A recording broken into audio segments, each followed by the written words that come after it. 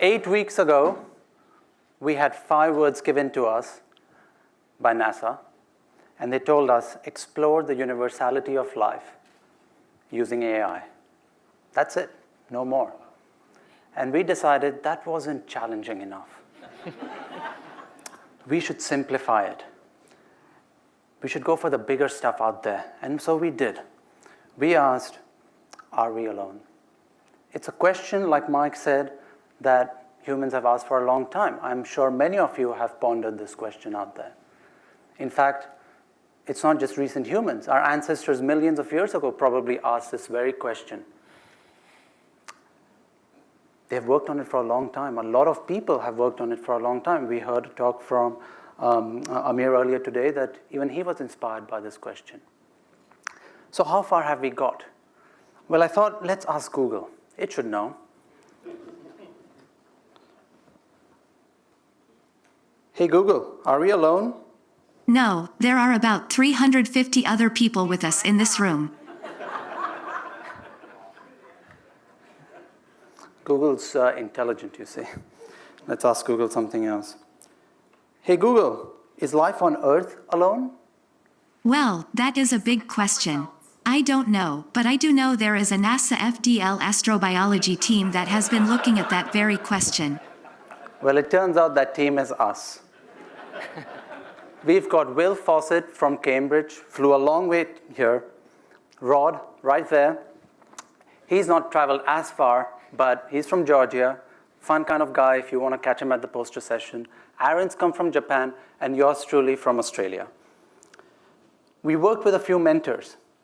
A biologist, Chris Kemps at Santa Fe, Anna Maria, an agent modeling networks studying person, Daniel, who's up here, who does a bit of everything really, and Massimo, who does applied AI at Google, and many others, to be honest.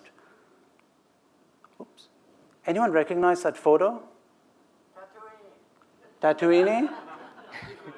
Jupiter? Pandora. Raise your hand if you've seen the movie Avatar. This is the one James Cameron made $1 billion out of us.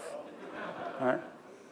He hypothesized, working with some NASA astronomers, I understand, that around Alpha Centauri would be a Jupiter-like planet called Polyphemus, and around it, a moon called Pandora, which was very much like the Earth. And on Pandora, perhaps they had an FDL 2018 presentation like this happening over there. How realistic is this? Should we expect human-like Navi on exoplanets? Should we expect growing tree ferns? Well, if we do, then maybe we should expect me out there. The reality is, we don't expect ourselves out there. We perhaps don't even expect floating, jellyfish-looking, glowing, beautiful things out there. We do expect microbes out there. Perhaps in the oceans of Pandora, there are microbes that are much like the Earth or very different. When we look at the Earth, we see not just one life form, we see millions, perhaps billions, even trillions of different life forms that have evolved over 4 billion years, and each one slightly different to another. So how can we take all the biology that humans have discovered so far and apply it to universal features of life that might exist elsewhere? Well, if we look at how life started on Earth, from simple molecules we think would exist around other stars and therefore planets like the Earth, most red rocky planets should have probably the emergence of life taking place. On Earth, at least, we see 4 different domains of life: bacteria, eukaryotes, that includes you and me, viruses, and archaea, and perhaps even life forms we haven't sampled before. But the life hasn't just grown up in isolation. It's actually existed with its environment. It's co-evolved with its environment. For example, imagine a situation where 4 billion years ago, there were a set of habitable conditions, and Earth happened to be just one of the planetary environments which overlapped with it, and life emerged on it.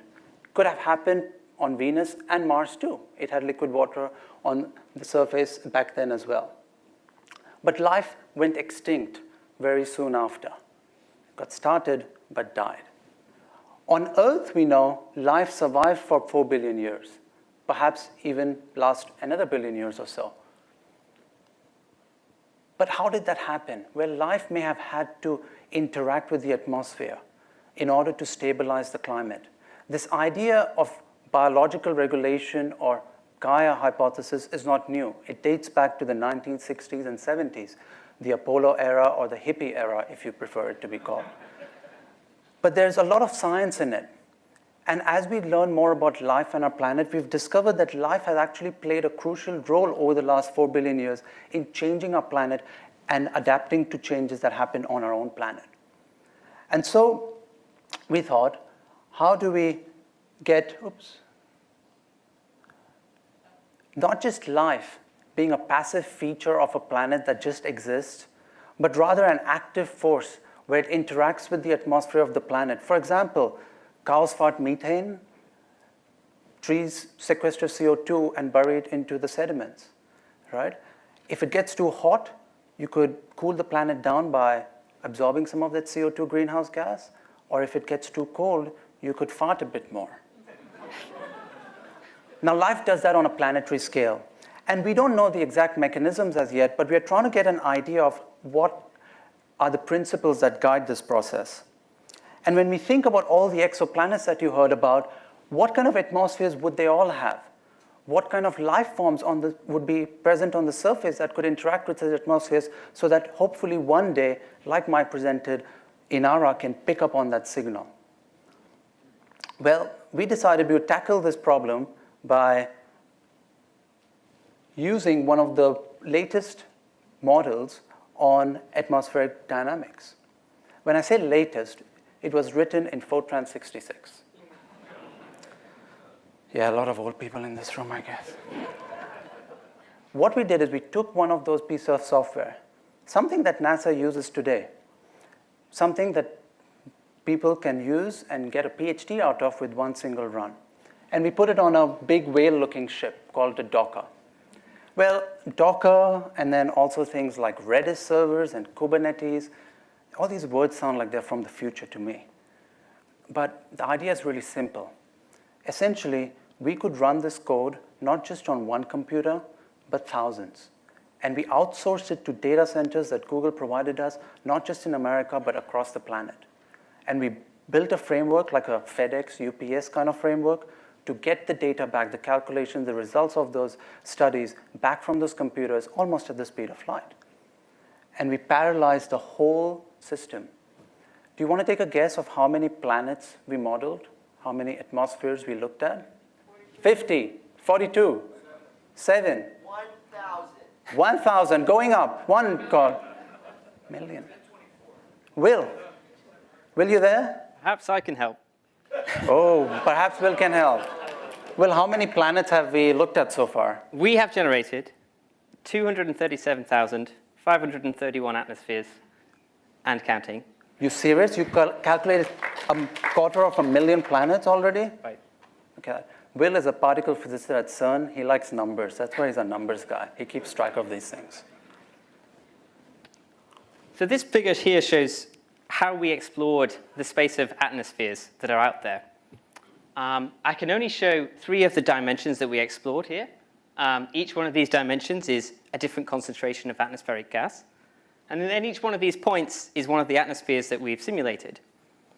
Also, each one of these points is colored by how hot that atmosphere is. And so the redder the point, the hotter the atmosphere. And something promising you can see, and I hope you agree with me, is that with more CO2 in the atmosphere, it gets hotter. It's good. Something else you'll notice as well is that actually we had to start in the middle and grow outwards. We couldn't sample the whole space at the same time. And this was due to a sort of a constraint of the code that we were using. We had to start with a known atmosphere, i.e. the Earth, and then move to points close to that. And once we got simulated points close to that, then we were able to jump to points near those points. And in that way, we were able to fill up this multidimensional space. So you can imagine there's a hyperspace of atmospheres that we've generated. And what I show here is a projection of all of those points just down onto a 2D plane. Here, showing the pressure of all the atmospheres and the temperature. And the heat map shows the probability of getting one of these atmospheres. Earth would be in this point here. But what are we going to do with all of these atmospheres? Well, we wanted to couple this to a generalized biological model.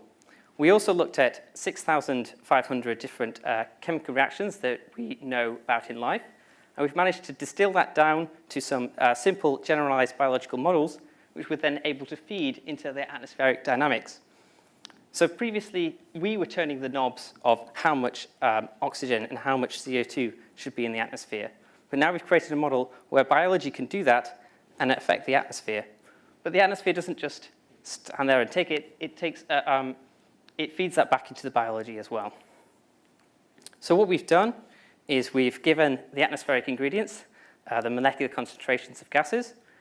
We've put this into an atmospheric simulator, which has generated the consistent atmosphere, and then that can feed back into a biological model.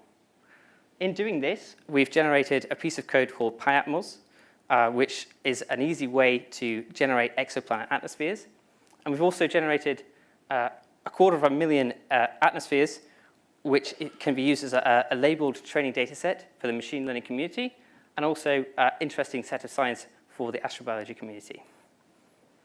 Very soon, we are going to be starting to look at other parameters, like what kind of stars do these planets orbit, how far they are.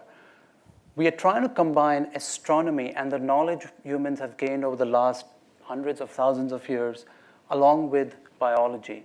In the past, people have usually worked in different areas, but a program like FDL can bring these kind of scientists and engineers together to understand how we go from astronomy to biologists. This process of cosmic evolution is something that has amazed us, and we want to know if it's just something that happened on Earth once or possibly elsewhere. So it's high time we put our neurons, both biological and abiological, to try and solve this problem. We live on a planet which is very thinly occupied by life. There's a small fraction of the planet that's actually habitable for life. 8 years ago, when we looked at our own planet from a distance, we looked at a pale blue dot. Many of you would have known Carl Sagan and his book, Pale Blue Dot, and perhaps be inspired to have done things in your life and come to this presentation in this room. With the next generation of telescopes, we are going to be observing hundreds, thousands, perhaps millions of planets and be able to characterize the atmospheres using these telescopes. In our own galaxy, there's something like 40 billion planets out there. Those are the lower estimates. There could be even more. And imagine a moon like Pandora around each one of those. It's amazing. Maybe we will find a rainbow of different atmospheres and a magnificent diversity of life on the surface. Thank you.